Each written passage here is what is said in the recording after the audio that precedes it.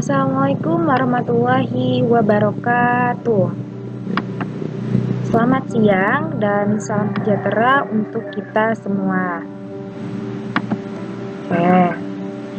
Sebelumnya izinkan saya memperkenalkan diri. Nama saya Suci Anissa Istiqomah dengan NPM 205303101.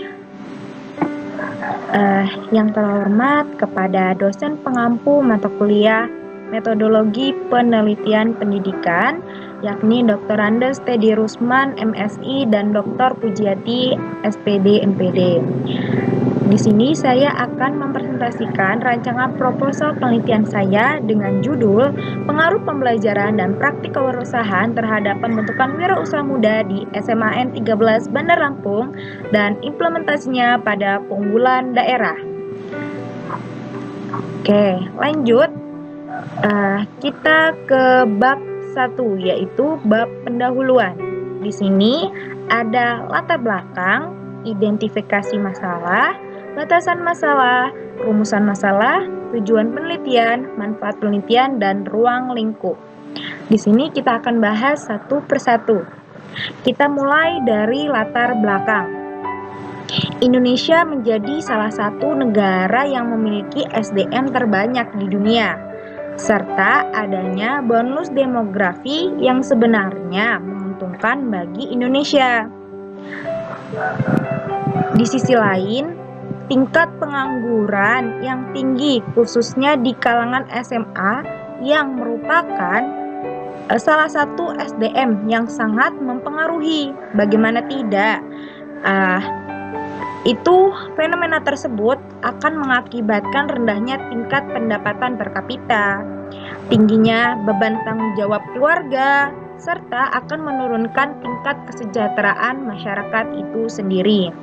Jika kita membahas tentang pendidikan kewirausahaan, merupakan sebagian dari struktur kurikulum pada jenjang SMA yang sudah diintegrasikan pada fokus pengembangan pola pikir atau semangat kewirausahaan.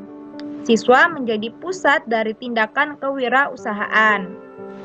Selain itu, dibutuhkan pengembangan metode pembelajaran kewirausahaan yang berpusat pada soft skill dan life skill di lingkungan peserta didik pada jenjang SMA, sehingga dapat meningkatkan keinginan berwirausaha dan menjadikan wirausaha sebagai pemilihan karir yang sangat menjanjikan untuk di masa yang akan datang.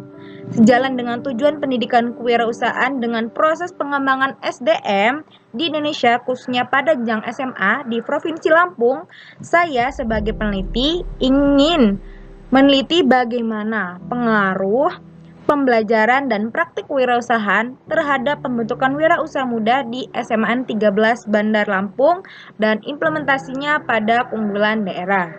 Selanjutnya, kita masuk ke identifikasi masalah. Di sini saya ada 4 identifikasi masalah dalam rancangan penelitian saya.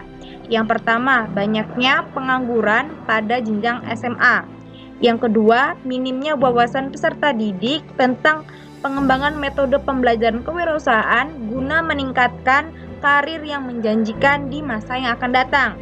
Dan yang ketiga, kurang maksimalnya pihak sekolah dalam mewujudkan kurikulum tentang pendidikan kewirausahaan di tingkat SMA. Dan yang terakhir, diperlukan edukasi bagi pihak sekolah ataupun peserta didik dalam mewujudkan praktik kewirausahaan terhadap keunggulan daerah untuk mengimplementasikan pembelajaran kewirausahaan dengan menerapkan soft skill, life skill, dan teknologi di lingkungan peserta didik. Selanjutnya, batasan masalah. Nah, batasan masalah pada penelitian saya yaitu pengaruh pembelajaran dan praktik kewirausahaan terhadap pembentukan wirausaha muda khususnya di SMAN 13 Bandar Lampung dan implementasinya pada keunggulan daerah di SMA 13 Bandar Lampung.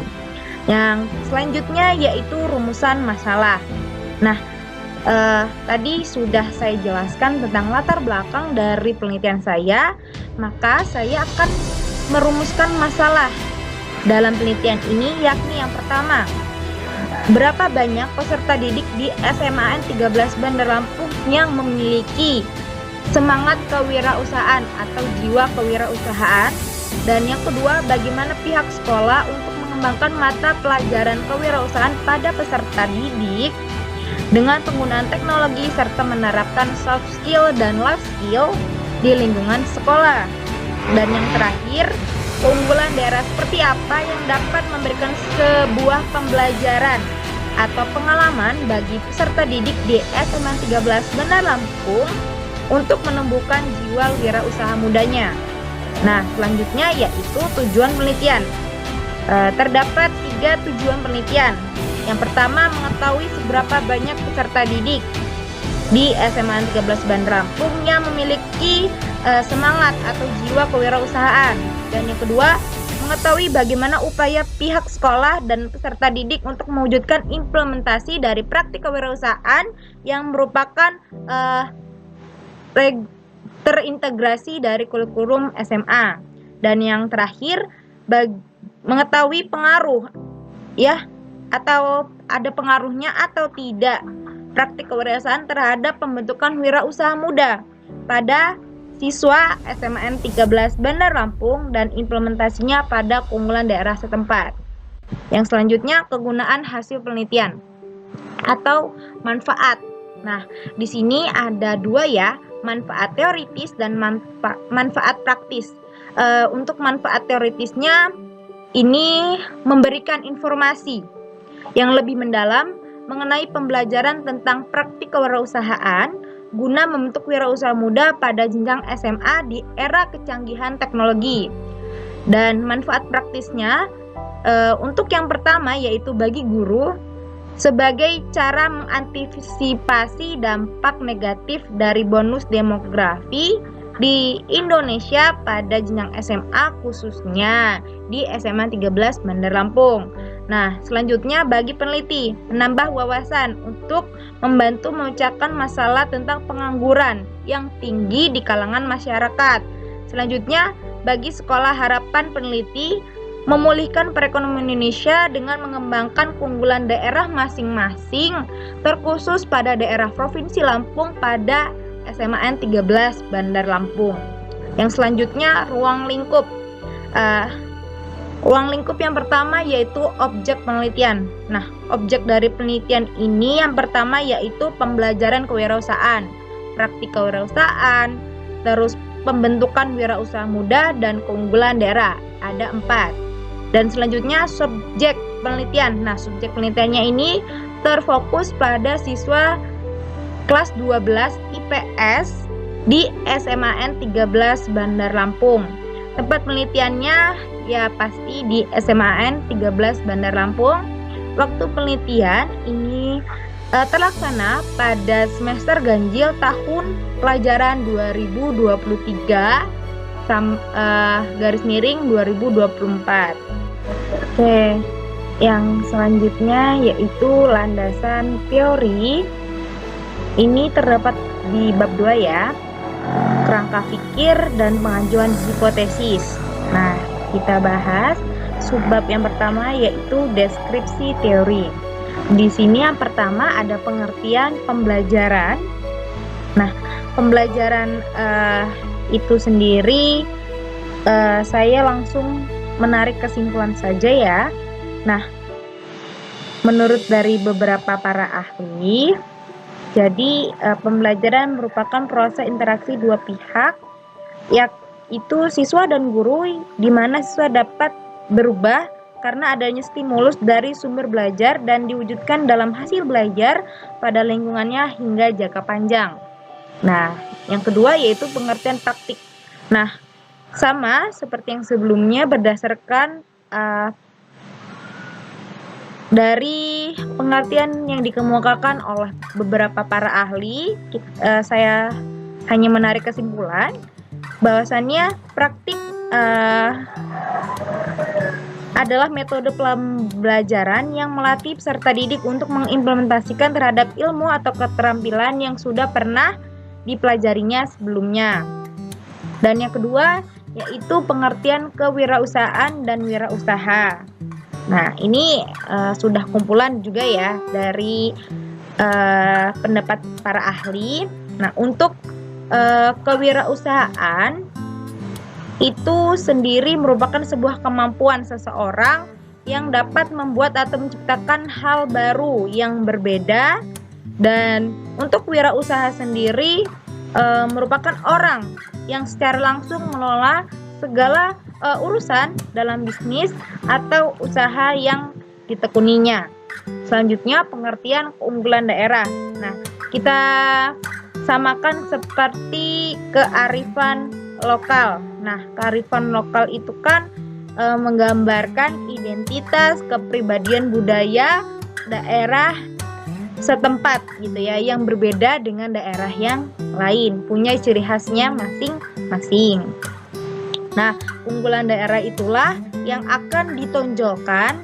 Nah, bagaimana bisa menjadi peluang yang bagus untuk kegiatan kewirausahaan. Yang selanjutnya yaitu hasil-hasil penelitian yang ada sebelumnya terkait variabel. Nah, di sini saya mengambil salah satu contoh yaitu hasil penelitian dari siswa di IAIN Ponorogo yang meneliti di SMAN Negeri 1 Sambit. Nah, merupakan SMA di Jawa Timur ya. Nah, SMA ini menggunakan kurikulum 2013 dan pelaksanaan pembelajaran prakarya dan kewirausahaan di SMAN 1 Sambit yang sangat baik ya. Nah, di sini hasilnya dengan adanya pembelajaran tersebut membuat siswa di sekolah tersebut mandiri, kreatif, dan aktif dengan dibuktikan dapat mencari bahan praktik maupun teori pada dengan berbagai sumber dan media belajar, bukan hanya terpaku pada buku dan guru saja, sehingga menghasilkan produk yang bukan hanya sebagai syarat mengikuti pembelajaran, namun juga dapat dipasarkan bahkan untuk diajukan untuk kompetisi. Nah, di samping itu dapat menjadi peluang usaha nih bagi peserta didik ketika ilmu yang didapatkan diterapkan dalam kehidupannya sehari-hari. Selanjutnya kita bahas yakni kerangka pikir. Di sini itu terdapat diagram paradigma dua variabel dependen dan dua variabel dependen. Nah, independen dan dependen. Di sini menggunakan analisis korelasi ganda. Nah, pembahasan selanjutnya nanti kita akan bahas pada bab selanjutnya. Yang terakhir yaitu pengajuan hipotesis. Di sini HO keterangannya tidak ada pengaruh pembelajaran dan praktik kewirausahaan terhadap pembentukan wirausaha muda di SMAN 13 Bandar Lampung dan implementasinya pada keunggulan daerah setempat. Nah, untuk HA yang alternatifnya sebaliknya, yaitu terdapat pengaruh terhadap pengaruh pembelajaran dan praktik kewirausahaan terhadap pembentukan wirausaha muda pada jenjang SMA. Oke.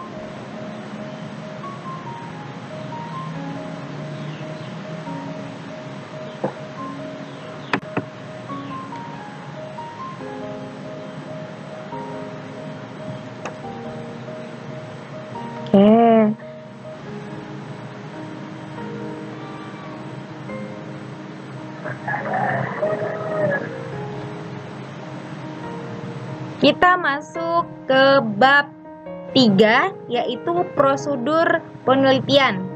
Nah, kita bahas subbab yang pertama yaitu metode penelitian. Nah,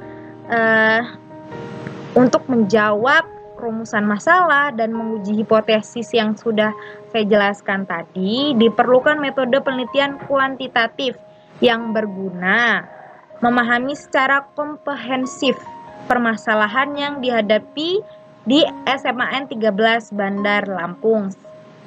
Nah, metode kuantitatif penelitian ini terdiri dari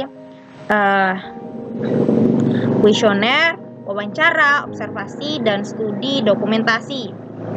Selanjutnya kita bahas populasi dan sampel. Nah, populasinya sendiri ini menyangkut seluruh siswa kelas 12 di SMA 13 Bandar Lampung yang beralamatkan di Kecamatan Rajabasa yang terdiri dari 5 kelas IPS. Nah, satu kelas itu terdiri rata-rata 21 orang siswa. Selanjutnya, sampel. Nah, sampel di sini teknik dalam pengambilan sampel, saya menggunakan teknik random sampling dengan pengambilan sampel secara langsung. Nah, untuk di data yang sudah saya cari, yaitu sampel yang pertama untuk IPS kelas 12 IPS 1 yaitu terdapat 20 siswa. IPS kelas 2 IPS 2 yaitu 21 siswa.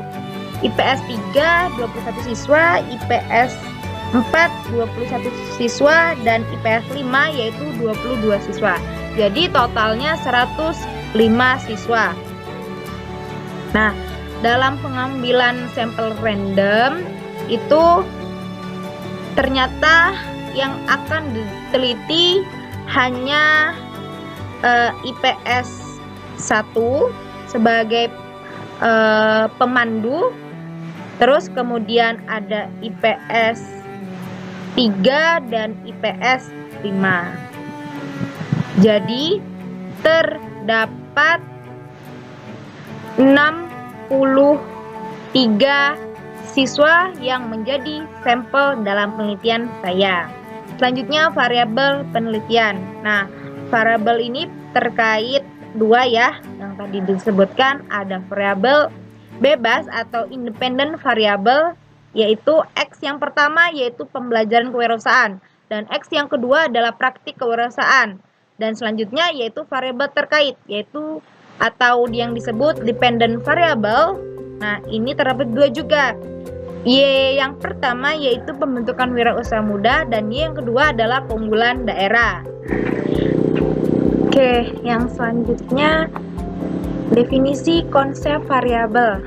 Di sini saya kan terdapat dua variabel bebas dan dua variabel terikat. Nah, di sini didefinisikan seperti apa.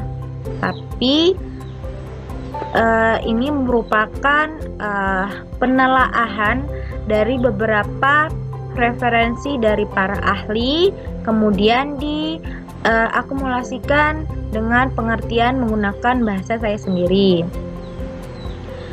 Terus yang selanjutnya definisi operasional variabel. Nah, untuk setiap variabel itu terdapat indikatornya masing-masing. Nah, indikator tersebut menurut dari beberapa ahli juga, dan terdapat skala pengukuran dari setiap variabelnya. Misal keunggulan daerah itu menggunakan interval dengan pendekatan skala Likert. Oke, selanjutnya kita bahas adalah teknik pengumpulan data.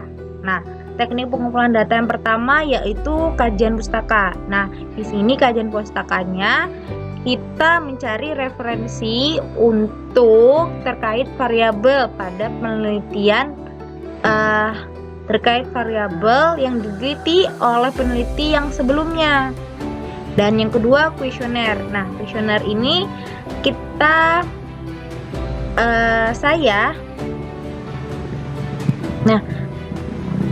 kuesioner ini saya membuat 15 soal yang akan diisi oleh 65 responden.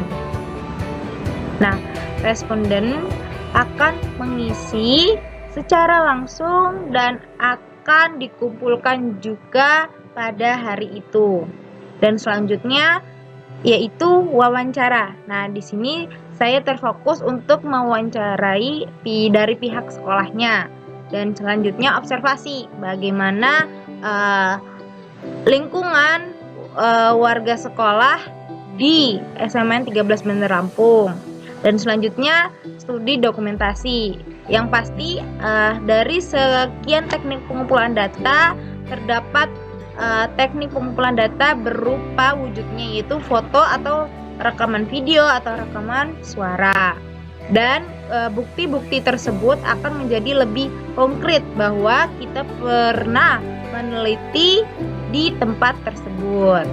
Oke, selanjutnya yaitu kita masuk yang selanjutnya yaitu uji persyaratan instrumen. Nah, sebelum instrumen itu digunakan, kita harus menguji yaitu tahap pertama uji persyaratan instrumen, yaitu uji persyaratan ini dipergunakan dalam memperoleh data. Data tersebut bisa berupa tes ataupun non-tes seperti kuesioner ataupun wawancara.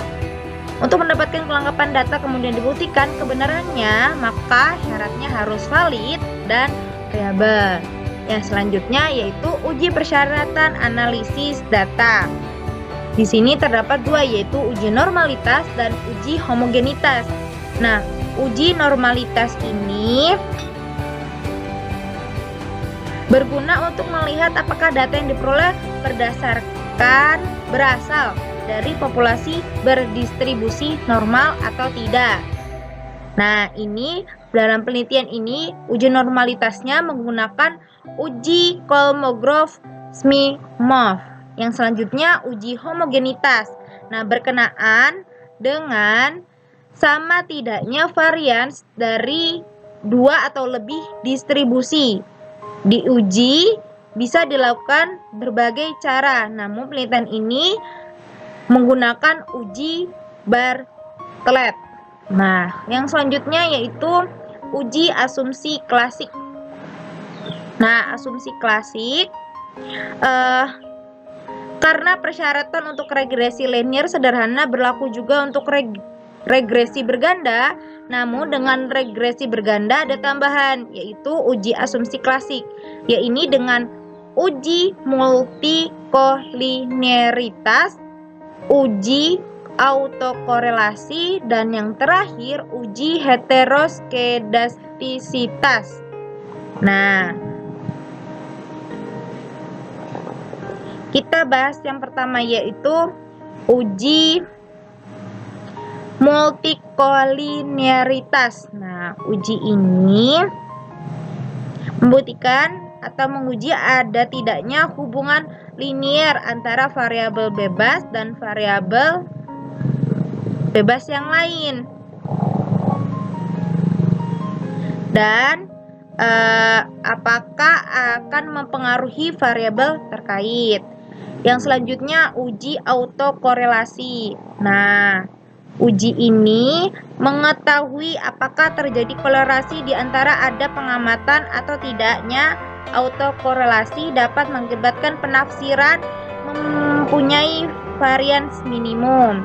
Yang selanjutnya, yang terakhir yaitu uji heteroskedastisitas.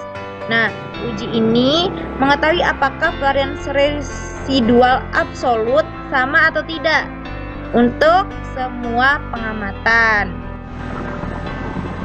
Mungkin demikianlah presentasi rancangan penelitian saya. Semoga bisa dapat dipahami dengan baik. Saya akhiri. Wassalamualaikum warahmatullahi wabarakatuh. Terima kasih.